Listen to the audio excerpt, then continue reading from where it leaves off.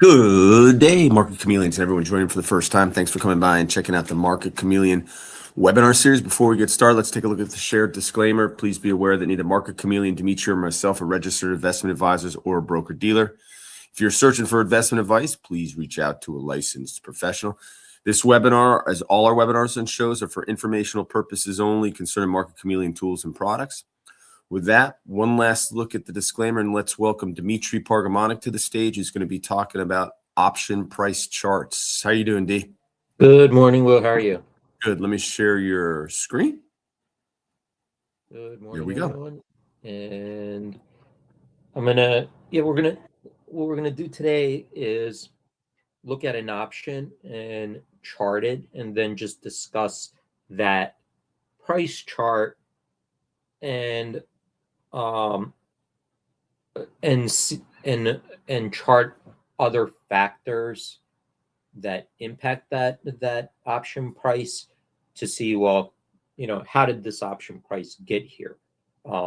So I think the best way to do that is just through the example. And let's use Google in our example. I'm going to type in Google in our search box like this. It's going to take us to the Google's main page. And on the left-hand side, we have a menu. We're going to click on Options, Option Chain. This will bring up Google's option chain. Let's click on this menu to minimize it and expand our screen.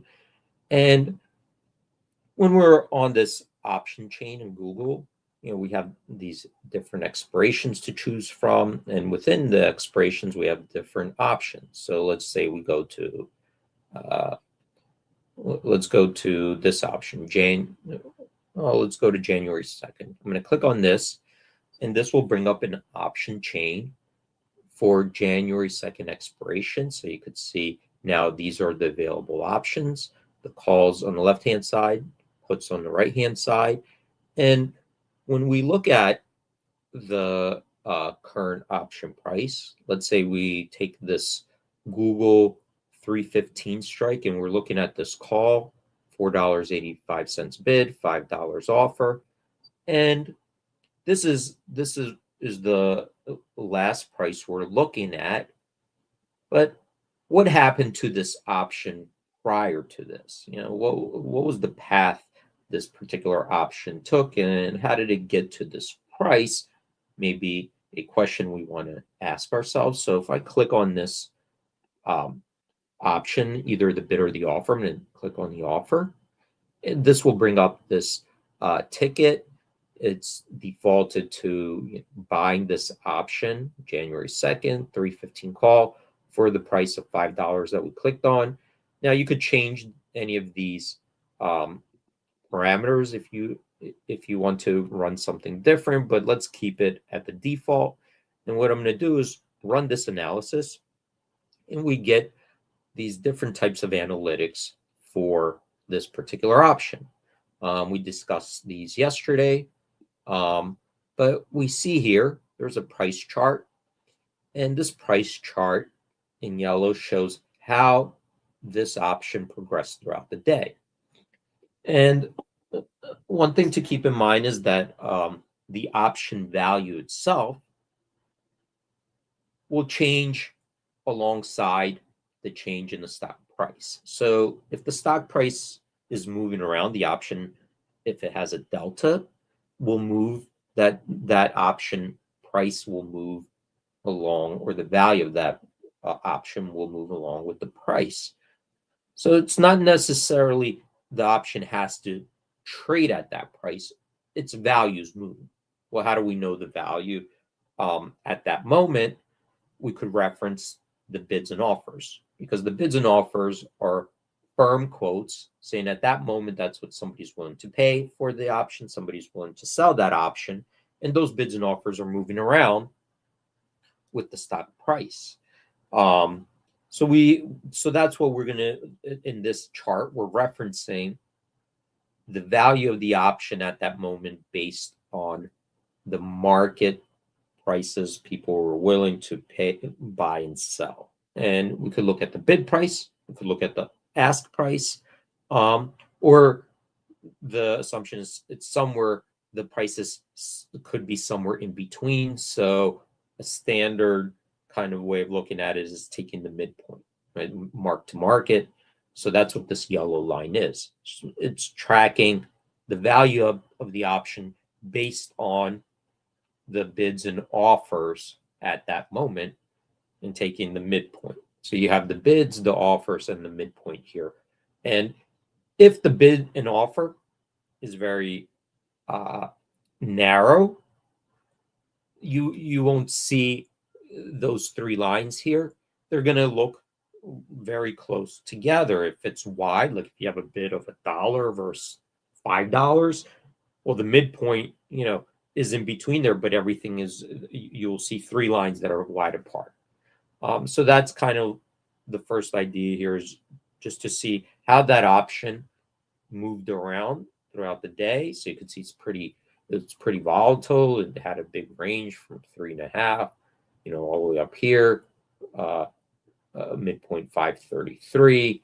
So you could see here it did move around a lot, but we see these dotted lines, the bid, so you could see here that it moved around a lot, but the bids and offers were tight. Now let's go to a longer chart. Okay, now let's say we wanted to see, and this is, by the way, the spread. So we have these stats here. This is the midpoint price. This is the bid-ask spread.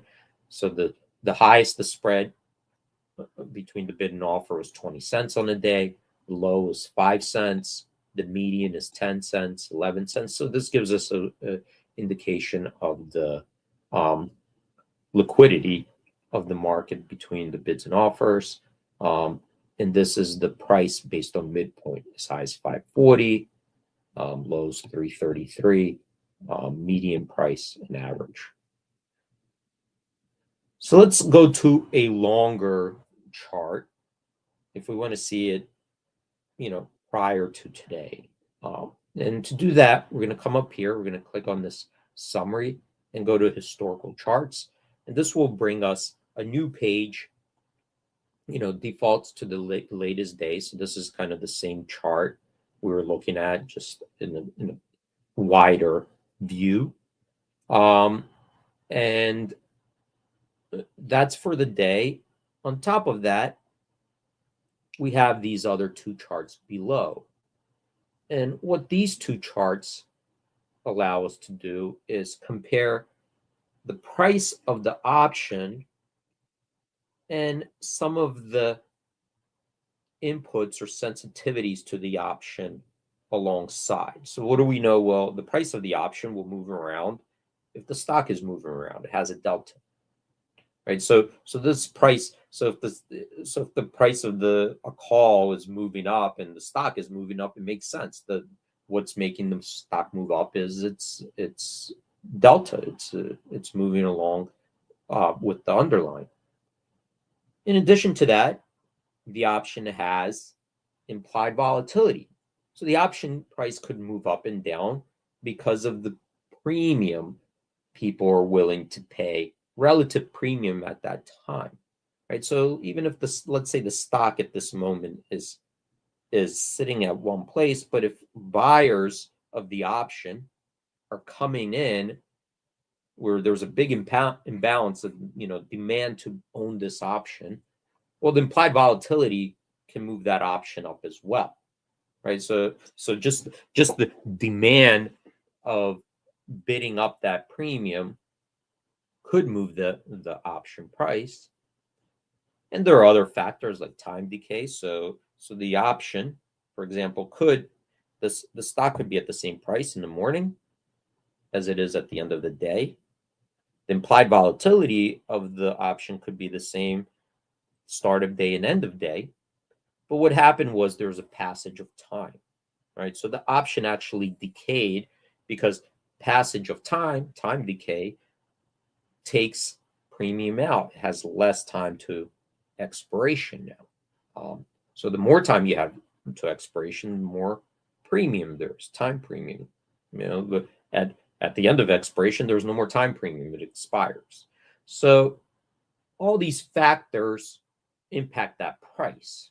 So when we're looking at this price, we're saying, okay, well, from morning to end of day, we went up, but we know that the time decay alone would have decreased the price of that option, right? From start of day, you have a whole days of trading. End of day, that day is gone. So something else happened, because our expectation would be, well, the time premium would have made that go down, but it went up. So what else impacted this option price? Well, we're looking here, and this is the implied volatility. So you could see that the start of day implied vol was around 23.2, let's say. All right. So this is the implied volatility of the midpoint, the bid, and the offer. Okay, so that's what these three lines are.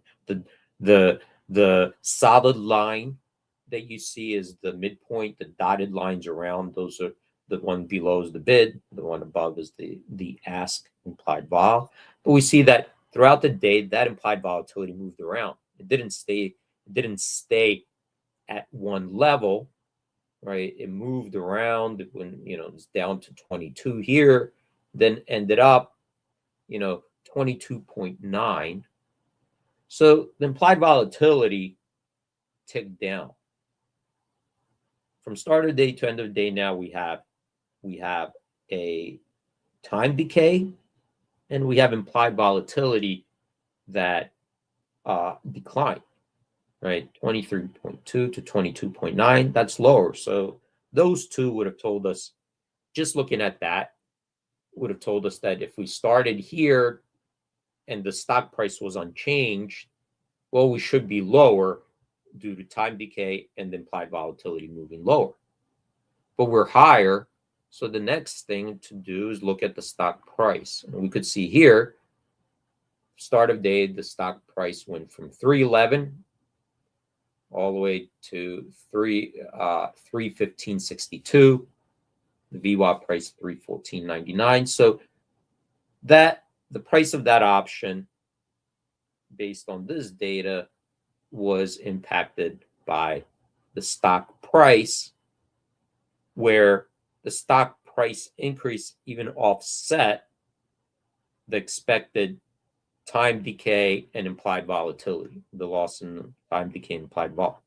Right. So those two actually made the option premium decline, but the delta of it, now it's the stock price went up, offset that, and this option ended up being higher. Okay, so these are like the dynamics playing, and we could just see from the price chart how all these kind of work together, right, to come to this place over here. Now, because we're only looking at the not a strategy, but just a single option, there are other things that could have impacted it, the implied vol and so forth. So we could just add the trades, right? Did any trading occur? This is the midpoint. Remember, this is the bids and offers moving around. What about trades? So if we click on that, now we could see this volume bar. Those are actual trades. That means transactions.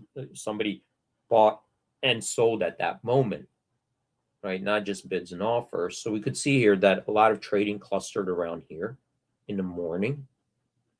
This is where the VWAP price, that's the purple line.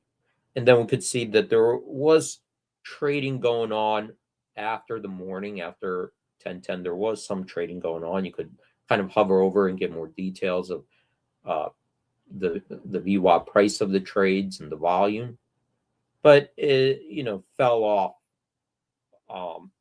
The volume fell off after the morning, so a lot of that trading in this option was during the start of day. We could even click on this, and here's the volume and the implied volatilities. This purple line is the implied volatilities. So you could see that in the morning, a lot of trading in the morning indicates that after the trades happened up here, we started at a higher implied vol. A lot of trading kind of started coming in a little bit, maybe, just kind of tick back up at the end of the day. So what we saw here, without going further, because we covered a lot, we took an option price, looked how it progressed throughout the day, and then using the other related data, got insights. Well, what impacted that price? Right? So we looked at the implied volatility. We know the time decay, and we know the stock price moved around, and we know that the trading in that option could also impact its value, its implied vol. So we looked at all that in this chart to get those insights. And just looking at this, now we got a lot of stuff on there. I don't want to add more, but looking at what we covered, that the insights are, yes, the price of the option went up, but the time decay and implied volatility took out some of that premium. So we didn't benefit. If you bought the option, you didn't benefit from an increase in implied volatility. It was the other way around. But that was offset by the price increase in the stock, and the trading was all front loaded in the morning, which looks that the impact of those initial trades were that implied vol started to come in. The supply or the demand of the implied vol was impacted, by decline from those initial trades. So Will, I'm going to throw it back to you. Oh, and if you did want to go expand it beyond this day, you could just use this, drop down your start date, and look at this option from a different start date and date, but it's defaulted to the last day. Another great webinar, D. Thanks for bringing these to the Chameleon community, my friend. You have a nice day off tomorrow, and we'll see you back on not Friday, but Monday. We'll be back with a live webinar. We will be having a webinar with the pre-recorded webinar with the live chat on Friday that I'll be hosting, and then the weekend webinar series. So great job as always, D. Thanks for bringing these to the Chameleon community. Thanks, everyone. Stay safe out there. Have a great trading day. We'll see you next week. All right. We'll see you Monday, D. Thanks. Hey, everyone. Thanks for joining another Market Chameleon webinar series. For those who are joining for the first time, please like, follow on all the social platforms. Thumbs up are always appreciated, everyone. Have a great Christmas Eve and a Merry Christmas, and enjoy the holiday. And we will see everyone back. Well, hopefully I'll see some of you on Friday for the pre-recorded webinar and the weekend webinar series. And we'll be live back on Monday. Have a great day, everyone. And Merry Christmas. Bye-bye.